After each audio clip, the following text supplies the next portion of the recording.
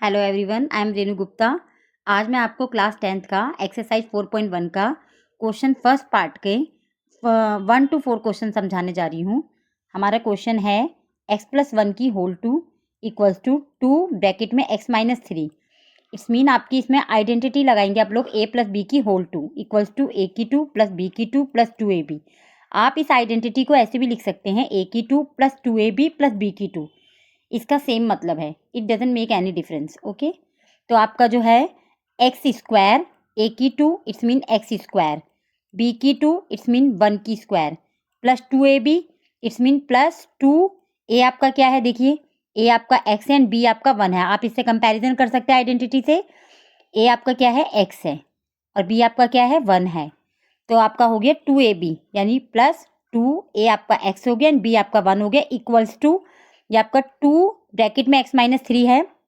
Bracket के बाहर वाला ये जो कांस्टेंट टर्म दे रखा है, ये ब्रैकेट के अंदर के जितने भी टर्म है सबसे मल्टी होगा। 2 को जब आप x से मल्टी करेंगे तो 2x आएगा। ऐसे ही आप जब 2 को 3 से मल्टी करेंगे तो 3 2 6 आ जाएगा आपका। ठीक है, तो आपका ये एक्स स्क्वायर 1 की आप स्क्वायर करेंगे तो 1 ही आएगा आपका, और 2 को जब आप x और 1 से मल्टी करेंगे तो 2 1 जा 2, तो आपका आ जाएगा 2x आ जाएगा। ठीक है, और -2x एंड -2x एंड -6 जो है, आप इसको इस वाले टर्म्स को जब दोनों टर्म्स को लेफ्ट हैंड साइड में लेकर आएंगे तो इनके साइन चेंज हो जाएंगे, क्योंकि जब कोई भी टर्म्स बोलो या इक्वेशन बोलो, जब लेफ्ट से राइट में जाएगी या आपकी राइट से लेफ्ट में आती है तो उनके साइन चेंज हो जाते हैं। तो आपका जो 2x है इसके आगे कोई साइन नहीं है तो प्लस है, जब ये लेफ्ट साइड में आएगा तो इसका साइन हो जाएगा माइनस। ठीक है, जैसे कि यहाँ पर आप देख रहे हैं।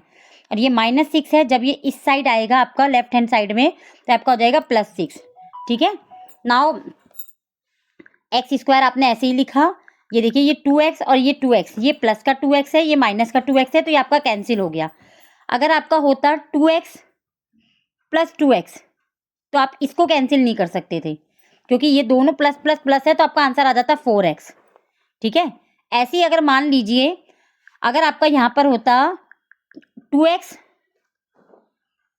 माइनस 2x, यहाँ पर भी माइनस होता तो ये भी कैंसिल नहीं होता, तब भी आपका आ जाता -4x। बट मान लीजिए यहाँ प्लस है, यहाँ आपका प्लस है और यहाँ आपका माइनस है, तब ये कैंसिल हो जाएगा, क्योंकि ये प्लस माइनस माइनस होता है तो 2x में से 2x गया तो आपका 0x बचेगा। तो आप 0x तो लिखेंगे नहीं, तो आपका कोई भी अगर टर्म है, कोई भी आपका टर्म अगर प्लस माइनस में है तो उसको आपने इसको कैंसिल कर दीजिए, जैसे मैंने यहाँ करा है।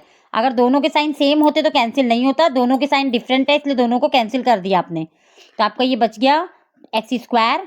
अब ये आपका ये वाला कांस्टेंट टर्म और ये वाला कांस्टेंट टर्म, जो आपके मतलब जो गिनती वाले नंबर है वो आपके कांस्टेंट टर्म होते हैं। तो आपका जो कांस्टेंट टर्म है 1 एंड 6 आपका हो गया 7। अब इसको आपने कंपैरिजन करना है। क्वेश्चन में पूछा था आपको कि आपको इसे चेक करके बताना है कि ये जो दे रखा है आपको इक्वेशन, ये क्वाड्रेटिक इक्वेशन है या नहीं है। ठीक है, तो आपने इसको पहले इसकी स्टैंडर्ड फॉर्म देखो। क्वाड्रेटिक इक्वेशन की स्टैंडर्ड फॉर्म होती है ax square plus bx plus C. ठीक है, plus B plus C equals to आपका इक्वल्स टू 0। ये आपकी होती है क्वाड्रेटिक इक्वेशन की स्टैंडर्ड फॉर्म। मैंने यहाँ पर देखिए कैपिटल लेटर में लिखा है तो सेम मीनिंग है, कोई फर्क नहीं पड़ रहा। मैंने वहाँ पे स्मॉल लेटर में लिखा है इस कैपिटल में। ठीक है, तो आपका ax square plus bx plus C equals to 0।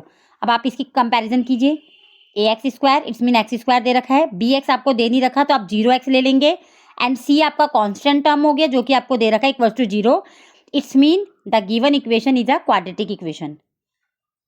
ठीक है, तो ये जो आपको गिवन इक्वेशन, ये जो इक्वेशन दे रखी है ये आपकी क्वाड्रेटिक इक्वेशन है।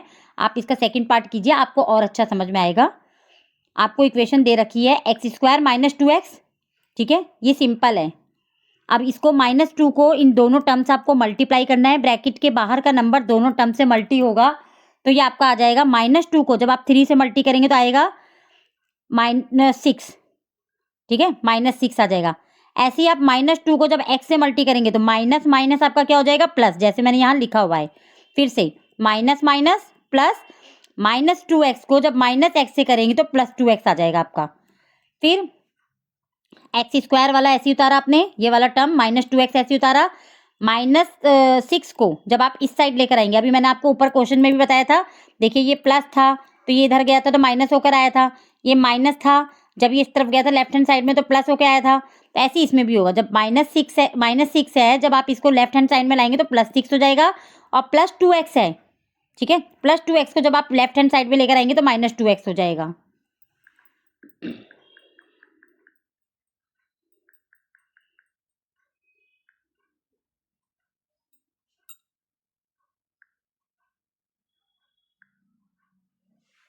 नाउ x² -4x + 6 = 0 आ गया हमारा, ठीक है।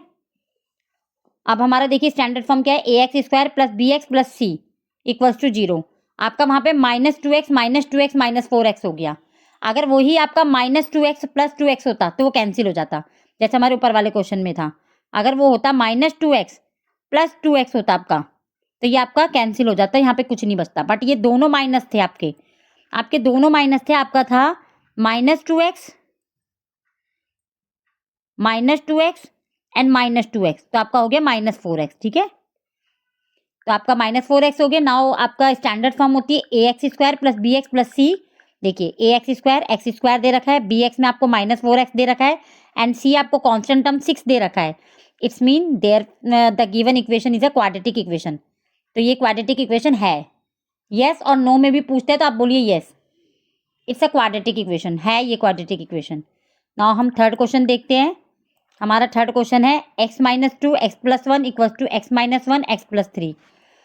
ये आपका जो है बाइनोमियल इक्वेशन है जिसको आपको प्रोडक्ट करना पड़ेगा, ठीक है। ये बाइनोमियल है आपका, तो आपको बाइनोमियल में देखिए प्रोडक्ट करने के लिए आपको कोई सा भी एक टर्म उसको आपको 2 टाइम्स लिखना है। चाहे आप ये वाला x - 2 वाला लिख लीजिए 2 टाइम्स, चाहे आप x+ वाला लिख लीजिए, x+1 वाला। मैंने x+1 वाला देखिए 2 टाइम्स लिखा है, इसको मैंने 2 टाइम्स लिखा। जिस टर्म को आपने 2 टाइम्स लिखा है तो उसका जो दूसरा वाला ये वाला टर्म बचता है, इसका ये वाला नंबर जो x है ये आपको इसके साथ ले लेना है, और -2 को इसके साथ ले लेना है। 2 बार जो आपने लिख लिया है ये वाला टर्म x+1 जो आपने ये वाली इक्वेशन 2 बार लिखी है, इसका x यहाँ पे लीजिए, -2 यहाँ पे लीजिए। सेम एज इट इज यहाँ पर भी ऐसे, ये बाइनोमियल प्रोडक्ट करना है तो x+3 को मैंने देखिए 2 टाइम्स लिखा, x+3 एंड x+3। फिर ये वाला जो इसका x है वो इसके साथ दे दिया, और ये वाला जो -1 है वो इसके साथ लिख दिया मैंने, ठीक है। अब इसका आप मल्टीप्लाई कीजिए, x को x से मल्टीप्लाई करेंगे तो x²। नाउ x को 1 से मल्टी करेंगे तो x आएगा ओनली, ठीक है। 1 आगे हम लगाते ही नहीं है इसलिए ओनली 1 आ गया। 1x होता है तो हमने सिर्फ x लिखा। जैसे देखिए यहाँ पर -2 को जब मैंने x से मल्टी करा तो -2x लगाया, बट जब मैंने x को 1 से मल्टी करा तो 1x नहीं लगाया, क्योंकि वेरिएबल में जिसके आगे कोई टर्म कोई नहीं लिखा होता, कोई कॉन्स्टेंट टर्म, तो 1 ही माना जाता है। अगर मैं यहाँ पे लिखूँ y, अगर यहाँ पे मैं लिख रही हूँ y तो यहाँ पे इसके आगे कोई कांस्टेंट टर्म नहीं है तो 1 ही है वो, बट इसके आगे मैं 3 लिख दूँ तो ये 3y है, ठीक है। तो -2 को जब x से करो तो -2x। नाउ -2 को आप 1 से भी करेंगे मल्टी तो -2 आ जाएगा। आप फिर से ऐसे ही x को x से मल्टी करा तो आपने x² आ गया, ठीक है। फिर आपने x को 3 से मल्टी करा तो आपका 3x आ गया। -1 को आपने x से करा तो -x आ गया। -1 को आपने 3 से करा तो -3 आ गया, ठीक है। ये क्योंकि ये जो बाहर वाला जो टर्म है आपका, ये दोनों टर्म से अंदर वाले से मल्टीप्लाई होगा। जब -1 को आपने x से करा तो -x आएगा, -1 को जब आपने 3 से करा तो -3 आ जाएगा, माइनस प्लस माइनस होता है। नाउ आपने ये वाला x² ऐसे ही लिया, ठीक है। ये वाले मतलब ये लेफ्ट हैंड साइड के सारे टर्म आपने ऐसे ही उतारे, और राइट हैंड साइड के सारे टर्म को इस साइड लेकर आ गए, एक ही साइड आएंगे ना सारे टर्म। मैंने आपको पीछे भी क्वेश्चन के इसके फर्स्ट पार्ट और सेकंड पार्ट में भी समझाया कि ये वाले सारे टर्म आपने एज इट इज ऐसे ही उतारे, और ये वाला जो टर्म है आपका, ये वाले सारे टर्म लेफ्ट हैंड साइड में आएंगे, सबके साइन चेंज होंगे। देखिए ये x² है, -x², ये +3x है, -3x, ये -x है, +x, ये -3 है, ये +3। जो लेफ्ट हैंड साइड के टर्म है वो लेफ्ट हैंड साइड में वैसे ही उतरेंगे, उनके साइन चेंज नहीं होंगे। देखिए मैंने यहाँ तक के टर्म के साइन चेंज नहीं करे हैं, ठीक है। यहाँ तक के टर्म के मैंने साइन चेंज नहीं करे, उसके बाद जो मैं जितने भी टर्म लेकर आई हूँ इधर सबके साइन चेंज करके लाई हूँ। नाउ अब इसे हम सॉल्व करेंगे।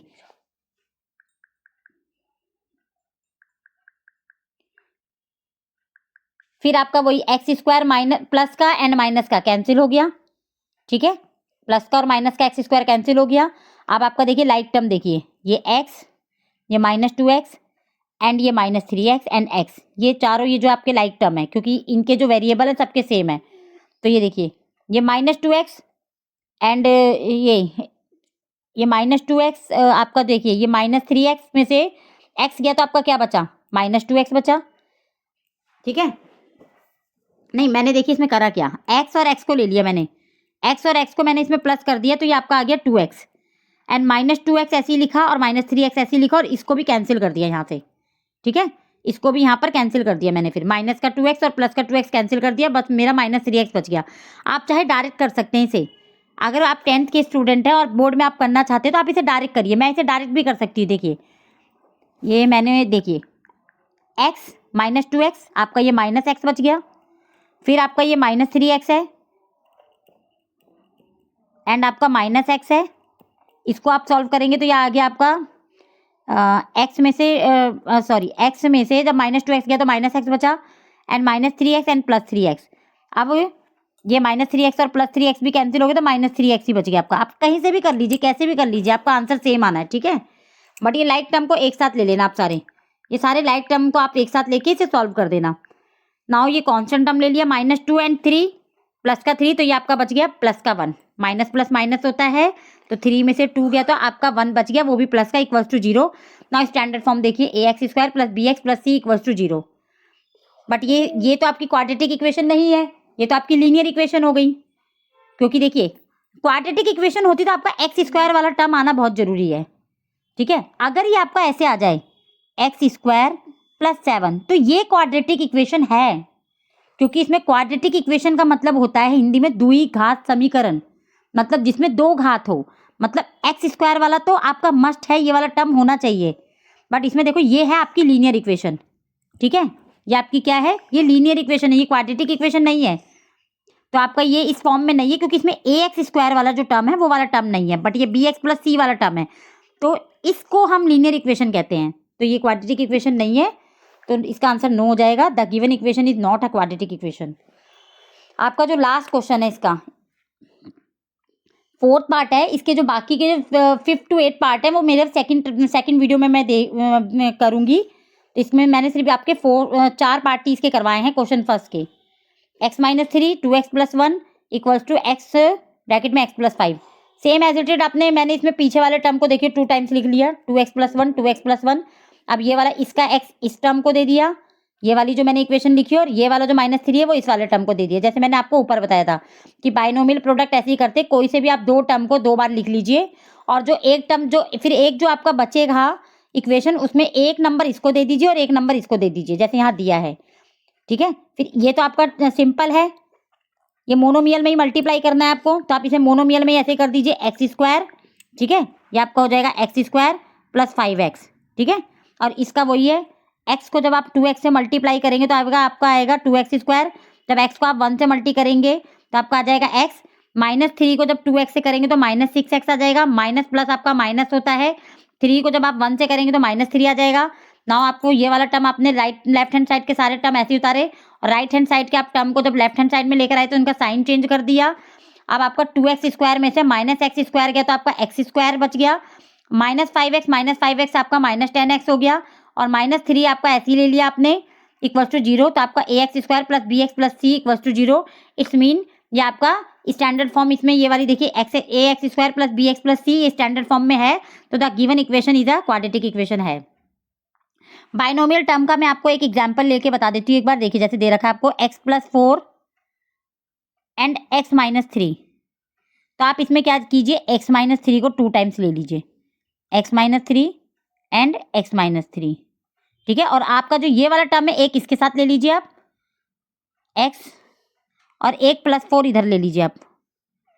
ठीक है, फिर आप मल्टीप्लाई कर दीजिए, आगे आपका x square -3x + 4x -12।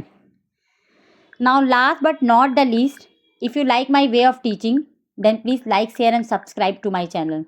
Thank you for watching my video.